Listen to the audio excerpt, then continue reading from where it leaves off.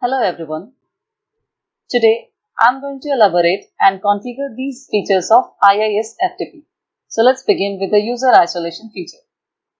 Well, IIS FTP is having an ability to have multiple users who can be directed to different folders and be fully isolated from each other. But so far, while accessing an FTP site, we have configured multiple users to access the same root folder only. There is no any isolation at all. And this scenario doesn't suit the need of practical environment, especially in the corporate world. For example, let's try to understand with this slide. Assume this is my FTP server and these are the different projects available on my server. And to work with these projects, we have several developers. Now the scenario is all these developers are assigned to work on different projects. This developer 1 is assigned with project 1, developer 2 with project 2 and so on. Now when developer 1 log on to the server, project 1 should be the root directory for her. But based on our previous configurations, what we did so far is this one. All these developers will have access permissions of all these projects, which surely not recommended at all.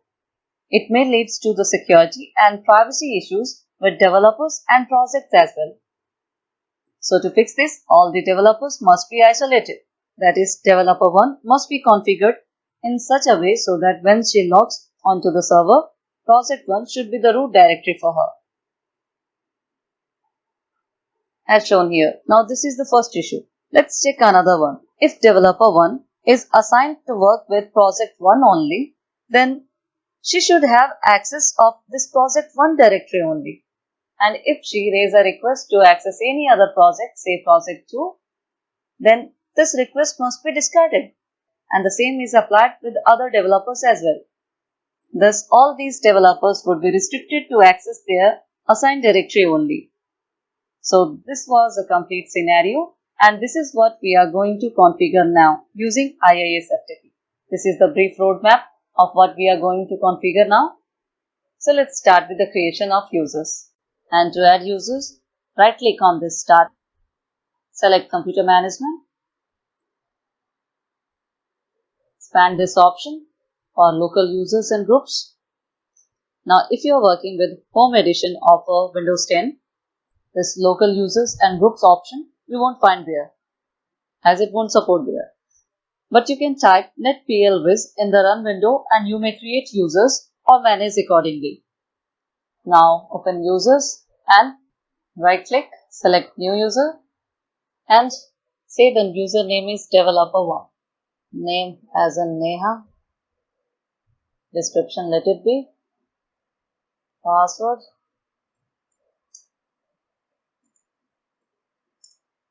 Another user developer1 followed by developer2. And now the name is Jyoti. Description let it be. Password.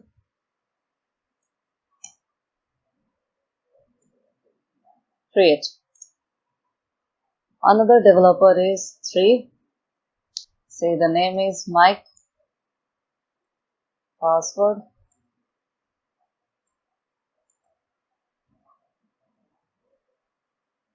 Click on create. Click on close, and thus we have created 3 different developers. Close this one. Now we create a directory which will act as a root directory for my FTP server. Say the name of the folder is SIT Web World. Within this folder, here I will create 3 different folders, one for each user. Make sure name should be same as of the user 1. The username was developer 1, so folder is developer 1. Another folder, developer 2, one more, developer 3. Now we do have a folder wherein I have created 3 different folders, one for each developer. Now let's create an FTP site. For that, open IIS Manager. Now the procedure of adding a new FTP site we have already discussed. So I'm proceeding here without much explanation. Right click, select FTP site, say the name I'll give as an SIT web, and the physical path would be the same folder, SIT web world. Click on next. This is the IP. That's it. Click on finish. Now the site has been created. Now assign permission to the root folder. Here it is. Right click on this one. Select properties. Security. Edit. Add the users. Add another user. Add one more user. Now assign permissions. For developer 1, full control. For developer 3, full control, and developer 2, full control. Click on apply. OK. OK. Done. Now add authorization rules to access this site. So select your site from the connections pane and click on FTP authorization rules. Here we'll add rule and will allow to access all these three users, developer 1, developer 2, developer 3. Make sure it should be written properly. I assign all these permissions. So now let's test this site. I'm testing this FTP site using FileZilla client. Enter the host IP, developer 1, password 21, hit enter. Allow. So the developer 1 logged successfully. But the root directory is not developer 1. This should be the root directory when developer 1 logged into this server. But actually it is showing this one. Means this developer 1 has access to the entire FTP server.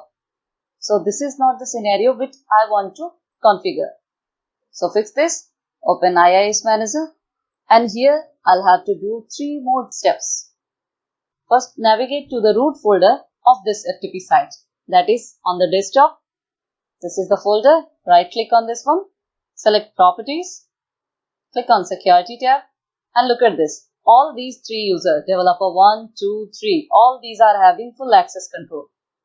Instead of full access control, only list folder contents. This permission will be given to all these folders. So click on edit, select developer 1, remove all the permissions, and click on apply. Do the same for 2.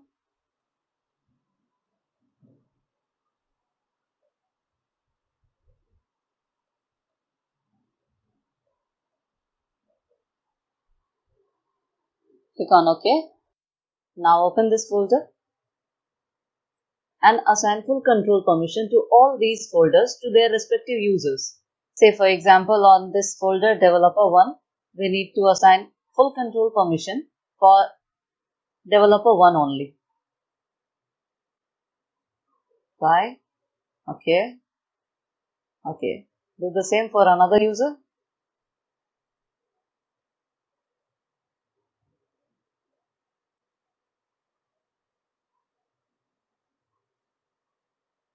Make sure to assign full control permission to respective users only.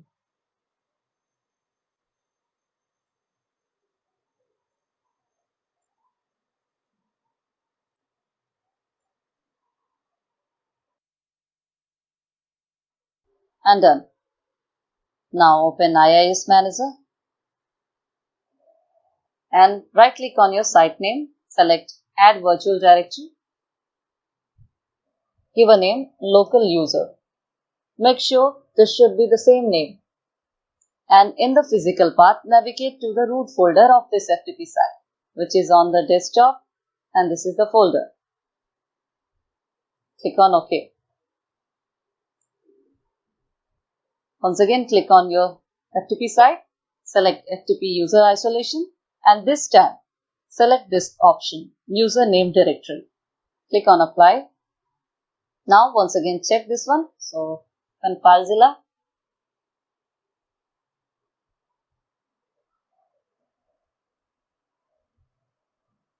Password.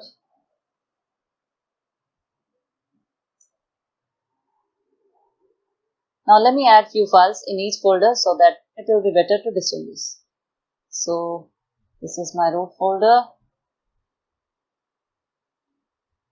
I'll create a text file for developer1 file.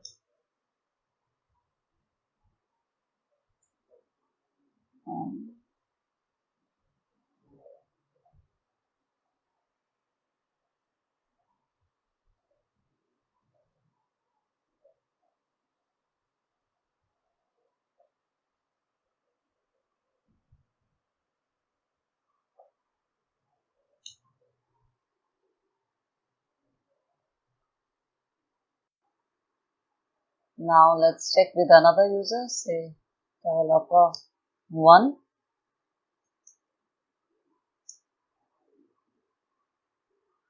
We do have developer1 file. Another user, developer2. We got that. With developer3. So now all these users, developer1, developer2 and developer3 won't gain more access than they are allowed.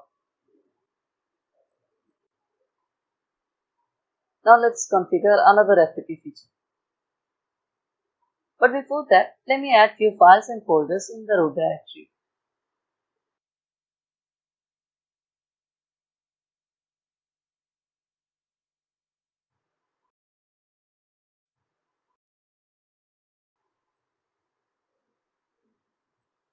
Now let's explore this FTP directory browser. This feature actually helps in giving you a control over what is displayed when users browse FTP directories. By default, MS-DOS will be selected. It displays directory content in a manner which will be consistent with MS-DOS.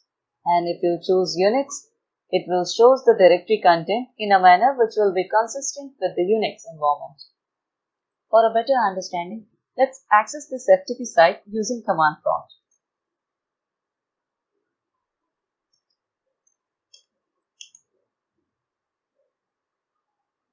Developer1 as the user, password. Now I'll use the command dir.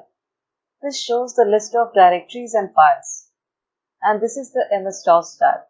Now I'll change from here to Unix. Click on apply. And once again, disconnect first. Once again, open the connection. Developer1. And now once again I'm using dir. You can observe this is the structure which is relevant to the Unix tab.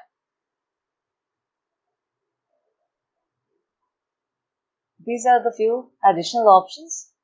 Now if you have created any virtual directories, then to show that one, mark this one, click on apply, and the same will be reflected to the FTP clients. Another feature is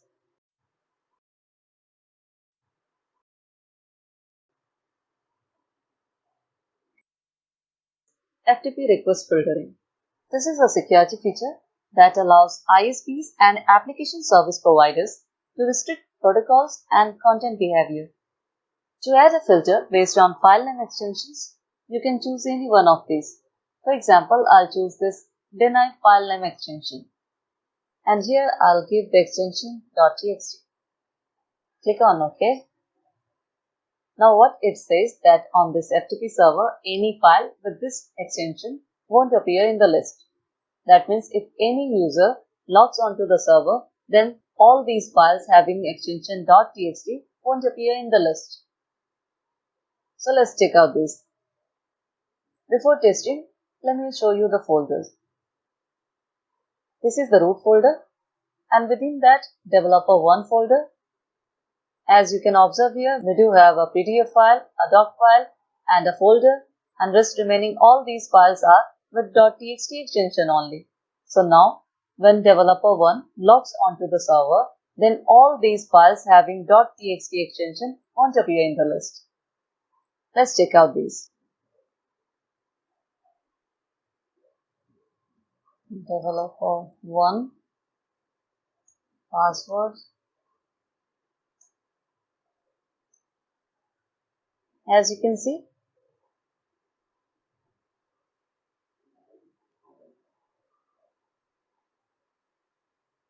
now observe here, on the root folder, we do have these many text files, but this is not listed. So in such a way, we can configure the additional security features using this request filtering method.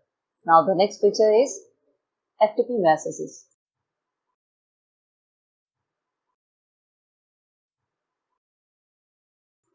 Well, this feature is quite simple and used to modify the settings for messages exchanged when a user connects to an FTP site. These are the scenarios based on which your FTP server responds to the FTP clients or users.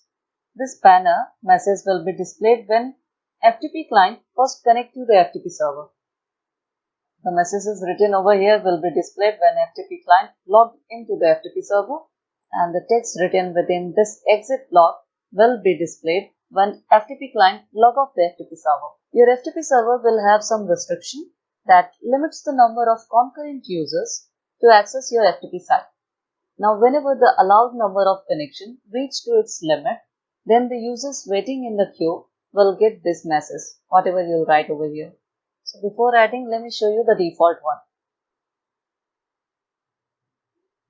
At the time of initiating connection, it shows Microsoft FTP service. Now I'll configure with something. Say banner is SIT Web World. Click on apply. Disconnect. And now open the connection. Developer 1. You can observe here only. What does it show? SIT Web World. Before that, it was showing this Microsoft FTP service. Now it is showing SIT Web World. So let's log in. But wait, let me configure another one. What should be the welcome message? Say I'll write this one only. Welcome to the SIT Web World. And at the time of exit, come soon. Click on apply. And now let's check. So the user is developer 1, password. As you can see, this is the welcome message. Welcome to the SIT Web World. Now before that one, what it was saying? Username developer 1, password, and it just says the message, user login. Now disconnect the service. We are getting the same message, come soon, what we wrote over here. So that's it for today. If you get any error or doubt, share in your Google Classroom, we will discuss there. Keep practicing and keep learning.